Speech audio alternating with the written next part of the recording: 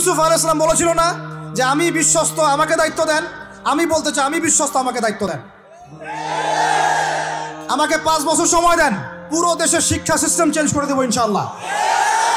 Play group থেকে play group থেকে নিয়ে মাস্টার্স পর্যন্ত এমন শিক্ষানীতি প্রণয়ন করা সম্ভব যে আমাদের বাচ্চারা একদম প্লে থেকে মাস্টার্স পর্যন্ত বাংলা, ইংরেজি, অঙ্ক এবং জেনারেল সাবজেক্টগুলোর সাথে কোরআন হাদিসের একটা অপূর্ব সমন্বয়ে পড়াশোনা করবে ইনশাআল্লাহ।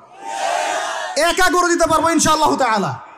আমাকে এরকম 100 জন শিক্ষাবিদ দেন, 100 জন আলেম ওলামা দেন, একটা প্যানেল করে দেন, পুরো দেশের শিক্ষা চেঞ্জ করে দেওয়া যাবে ইনশাআল্লাহ। যাদেরকে রেখেছেন এদের মাথায় গোবর আছে, যাদেরকে রেখেছেন এদের মাথায় টাটকা গোবর আছে। বইপত্রগুলোর অবস্থা দেখেছেন? বইপত্রগুলো ঘাটাঘাটি করেছেন? সমকামিতা প্রমোট করছে আমাদের দেশের মধ্যে, ট্রান্সজেন্ডার প্রমোট করছে আমাদের দেশের মধ্যে, আমাদের বাচ্চা কাচ্চা কচি কাঁচা বাচ্চাদেরকে শারীরিক শিক্ষার নামে যৌন শিক্ষা দিচ্ছে। এগুলো আমাদের মুসলমানদের শিক্ষা?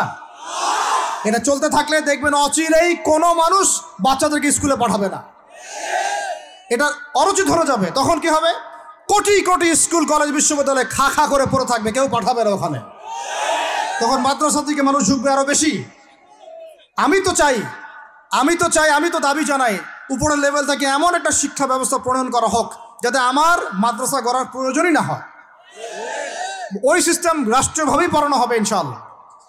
আপনি মালয়েশিয়ার দিকে তাকিয়ে দেখেন, আপনি এই যে ওয়েস্টার্ন কান্ট্রির মধ্যে অনেক কান্ট্রি আছে, অস্ট্রেলিয়ার মতো জায়গাতে আছে, ব্রিটেনের মতো জায়গাতে আছে, কোনো ক্ষেত্রে আপনি লেবাননকে দেখেন, ইয়েমেনকে দেখেন, জর্ডানকে দেখেন, কাতারকে দেখেন, সৌদি আরবিয়াকে দেখেন, অনেক কান্ট্রি আছে। ভালো কাজের তো প্রশংসা করতে দোষ নাই, দোষ আছে?